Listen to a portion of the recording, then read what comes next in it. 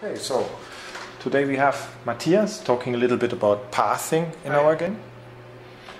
And if I see this correctly, this is already the visualization of a flight path. Yep. Yeah, it's just the spline that this ship is flying on. I'm just rendering it for debugging purposes. Of course, you will not see that in the game. Yeah, the big ships and many of our smaller ships use a pre-calculated path, so we don't do many iterative calculations to save on performance, basically. Yeah. And some of these paths also can look a bit better and smoother than doing like calculations per frame if you don't do it. Definitely, compared to what we had in the past, people probably don't realize it, but this iterative steering was the only steering all the X games had in the past, which means they basically decide in every frame, they decide again how to turn. They don't look ahead in the future. Okay, yeah, what we can see pretty well here is we had a ship starting out at a position somewhere down here. I don't know, it's near the station. And we just, the script basically just gave the pathing system a target point at the far end of the station and even slightly inside the bounding box of the station, which is a challenge for the ship. Our system then, on a so-called job thread, which is not stalling the game while it's calculating, just evaluates certain paths and, if needed, adds intermediate points at certain positions so that the spline does not intersect with the station geometry itself.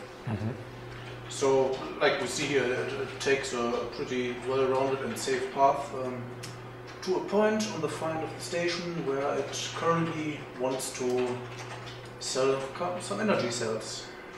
So this is a trader ship? This is an energy trader, yes. And the little symbol there, that's energy offer. So right down here. So this ship is flying close to this energy trade location and starts unloading there? Or? Yes. Is this yellow dot there a marker? This is the debug rendering where the ship wants to end up. Okay, let me just make it a bit faster. Now you are accelerating time. Yeah. But this is not the game feature, we have to point that out. This is not possible in normal game. Now it's just strafing a bit closer, so that the small ships don't have to fly as far. And let me fly a bit closer now. See, now we're at a point where it's pretty much guaranteed that we don't have to do any path calculation for these smaller ships. It's guaranteed that this is a free path, so we don't have to use performance for that.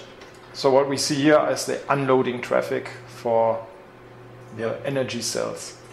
You see the filled cargo ships fly from our capital ship into the station, and out come a few empty ones. They have energy cells on board when they fly there and don't have them when they come back. If the station had transport units of its own, it would have sent the empty ones out immediately and they would have come back filled. So they should be running at peak efficiency if possible. When you said before these calculations are done on a script, and you said it's done in parallel, does it also mean it runs on a separate thread if you have multi-threading available? Yes. If you have more than 2 cores basically, which almost everybody has nowadays. Or let's not say 2 cores, let's say 2 threads, because there's hyper-threading as well. Then every processor that is not used by other game system is then freed up for this job engine, which now we are seeing unintentionally another cool feature of the game. Planned.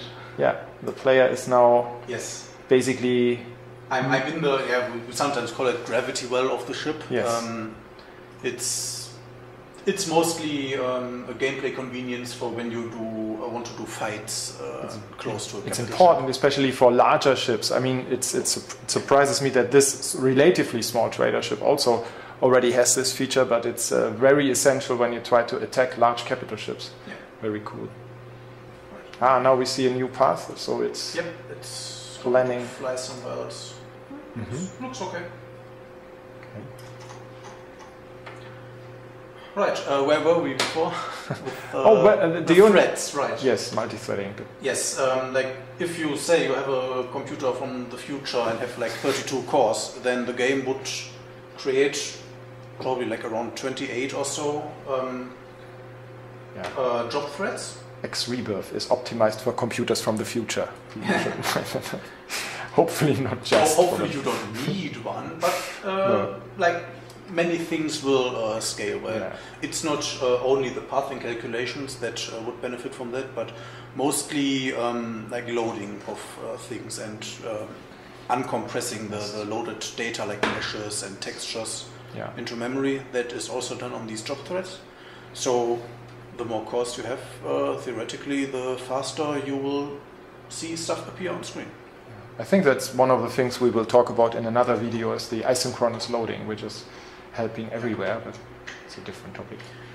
Cool. Okay, yeah, that was a capital ship flying to a position, which is basically just avoiding like the big shape of the station. It's not actually able to like maneuver through tight spots. It wouldn't make sense for such a large ship, yeah. Yes. But it's important to, or it's worth noticing, because this wasn't possible at all in the past. Yeah. Capital ships would, in all of the X games in the past, the capital ship would just fly a huge circle around the station just to avoid it. And especially now with the new stations, the geometry is getting even more complex, much more complex actually. Right. So a capital ship would easily get stuck and infinitely try to steer its way out of that geometry. Mm-hmm.